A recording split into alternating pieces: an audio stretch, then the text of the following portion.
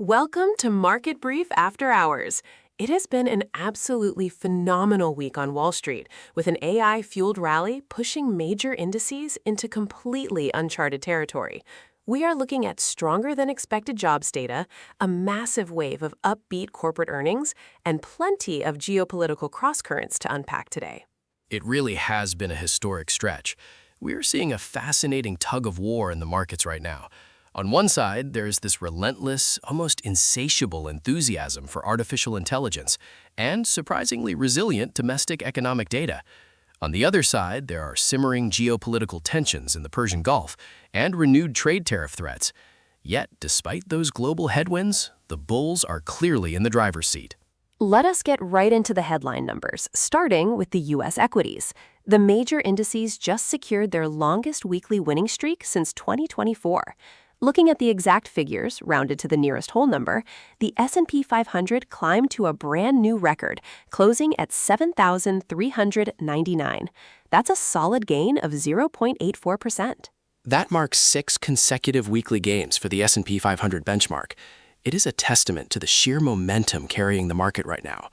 And the Nasdaq Composite was the real star of the show, surging 1.71% to close at 26,247. The technology sector, particularly anything tied to semiconductors and infrastructure, is doing incredibly heavy lifting. The Dow Jones Industrial Average painted a slightly different picture, though. It had a much more modest day, edging higher by just 12 points to close at 49,609. That is a gain of just 0.02%, definitely lagging behind the tech-heavy indices. The Dow's performance really highlights how concentrated this current rally is. If a portfolio isn't exposed to tech and AI right now, it is likely underperforming the broader market. The traditional industrial and value names just aren't catching the same tailwinds. A big piece of the puzzle this week was the economic data, specifically the U.S. Payrolls report. Nonfarm payrolls increased by 115,000 in April. That comfortably exceeded expectations, which were sitting at just 55,000 jobs. The headline number was definitely a beat. But when digging under the hood, the underlying labor market is actually showing some weakness. Hiring did slow down from March's revised gain of 185,000. The unemployment rate held steady at 4.3%, but average hourly earnings only rose 0.2% for the month and 3.6% annually. Both of those wage growth figures came in below forecasts. It is interesting to see where those jobs are being created, too. Healthcare led the way with 37,000 new positions, followed by transportation and warehousing adding 30,000, and retail gaining 22,000. But the information services sector lost 13,000 jobs. That is a critical data point. The information services sector has now shed 342,000 positions since November 2022. A lot of this is being directly attributed to the growing adoption of artificial intelligence. Companies are finding efficiencies and simply don't need the same headcount. Furthermore, broader labor indicators are softening. The labor force participation rate fell to 61.8%, its lowest level since October 2021, and the broader underemployment rate climbed to 8.2%. That cooling effect in the labor market actually seemed to please bond investors. U.S. Treasury yields moved lower as markets looked past the headline job additions and focused on those softer wage growth figures. The benchmark 10-year Treasury yield fell to 4.366%. Exactly. Slower wage growth means less inflationary pressure. Markets are interpreting this cooling as supportive for future Federal Reserve policy easing. Investors are essentially betting that the Fed will have the room it needs to cut rates down the line, which is another massive catalyst for the equity rally we are seeing. Shifting focus across the Atlantic, the European markets had a very different week. Equities there closed broadly lower, heavily impacted by political rhetoric. Yes, President Donald Trump revived threats of substantially higher tariffs on the European Union, demanding the bloc fulfill commitments from last year's trade agreement.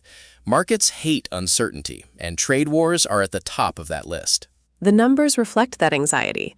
The Pan-European Stoxx 600 declined almost 0.8%. Looking at specific countries, Germany's DAX fell 1.32%, and France's CAC 40 lost 1.1%. Over in the UK, the FTSE 100 dropped 0.48% to close at 10,228. The UK had its own domestic issues weighing on the FTSE, specifically political uncertainty following local elections across England, Scotland, and Wales. Plus, British housing data remained quite soft. Halifax reported that UK house prices fell 0.1% in April, with annual growth slowing to just 0.4%. And in Germany, the economic data was very mixed. Exports unexpectedly rose 0.5% in March to a near 3.5-year high, but industrial production unexpectedly contracted by 0.7%. It is a very fractured economic picture in Europe right now.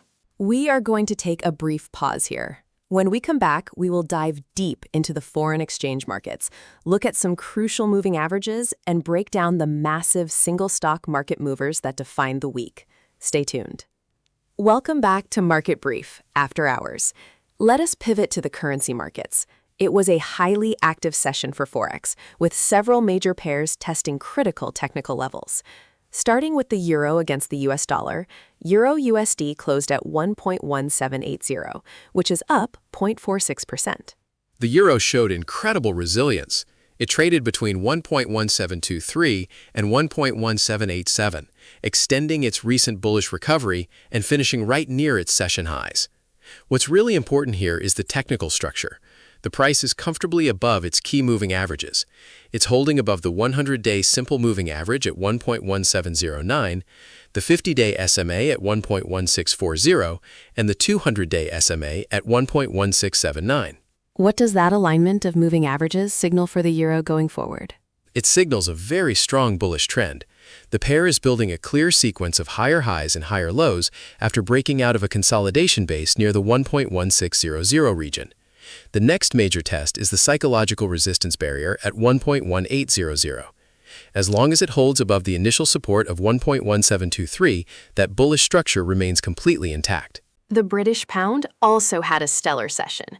GBP USD advanced 0.58% to close at 1.3629, reaching a session high of 1.3631. Sterling maintained exceptional upward momentum all day. Just like the euro, the pound is trading comfortably above its major moving averages. We are looking at the price sitting well above the 50-day SMA at 1.3420, the 100-day SMA at 1.3479, and the 200-day SMA at 1.3421. This reinforces a very constructive, broader technical backdrop. Bullish momentum is strengthening, and immediate resistance is now positioned near the 1.3650 region. The Australian dollar joined the rally as well. AUD/USD broke above a major resistance level, closing at 0.7246, up 0.53%. Decisively clearing that 0.7200 resistance region was a major victory for the Aussie dollar. The trend is accelerating, and again, the moving averages tell the story. The price remains firmly above the 50-day SMA at 0.7071, the 100-day SMA at 0.6974, and the 200-day SMA at 0.6759. Sustained price action above that 0.7200 breakout level will keep the current bullish structure highly supported as it looks toward previous February highs. Let us move over to the individual equities that made massive waves this week. The AI narrative was the undeniable catalyst here.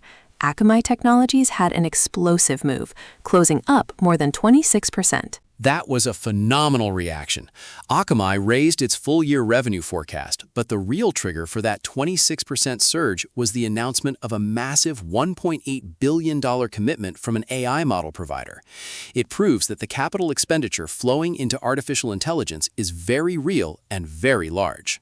Fluence Energy was another massive winner, closing up more than 27%. That move was driven by Wall Street sentiment. Roth Capital Partners upgraded the stock to a buy with a price target of $26. When a stock gets that kind of endorsement in a bullish market environment, the capital flows in rapidly. But the semiconductor space is where the retail and institutional money seem to cluster the most. The week-over-week gains in the chipmakers are staggering. Absolutely staggering. Enthusiasm surrounding AI infrastructure spending is lifting the entire sector. Micron technology surged nearly 15% on Friday alone, finishing the week up almost 38%. SanDisk jumped more than 16% during the session and over 31% for the week. We also saw Intel rise more than 13% and advanced micro devices gained over 10%. The market is essentially deciding that these companies are the picks and shovels of the AI gold rush. It wasn't all green screens, though. There were some brutal sell-offs in the cloud and software space. Cloudflare plummeted, closing down more than 23%. Cloudflare was punished severely because they forecasted their second quarter revenue below consensus estimates. In a market trading at record highs, valuations are stretched. If a company does not deliver perfect guidance, the market is completely unforgiving. HubSpot suffered a similar fate, declining more than 18%. Same story there. They forecasted weaker than expected second quarter revenue, and investors rushed for the exits. It is a market of extremes right now. You are either an AI darling, or you are being heavily penalized for any sign of slowing growth. It certainly requires investors to be highly selective. Between the record highs on the S&P 500 and Nasdaq, the cooling underlying labor market, and the volatile geopolitical landscape in the Persian Gulf, there is a lot to navigate in the weeks ahead. The key takeaway is that while the headline momentum is incredibly strong, investors need to keep a close eye on the upcoming economic data and how it shapes Federal Reserve expectations. The surface looks pristine, but the cross-currents beneath require careful attention. That is all the time we have for today's deep dive into the markets. If you find this useful, please follow Market Brief After Hours.